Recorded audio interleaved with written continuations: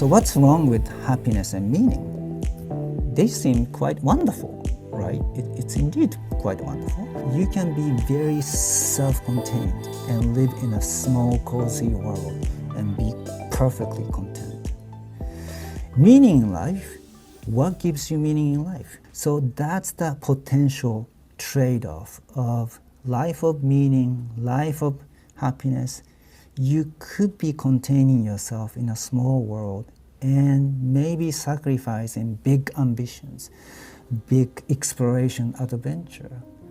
And unfortunately, the current measure of happiness and meaning do not seem to capture that part. So psychologically rich life we define as a life filled with diverse, interesting experiences that result in change in perspective. We have a series of studies to show that the psychological richness capture different aspects of the well-being from the happiness and the meaning. These experiences actually correlate with the current level of happiness, meaning, and psychological richness. What do I want to maximize? I want to just really challenge myself. I just want to really get the positive reinforcement and positive outcome.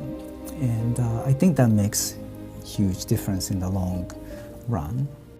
Psychological rich life is characterized by variety, interest, and perspective change. And at the end of life, somebody might say, I've seen and learned a lot.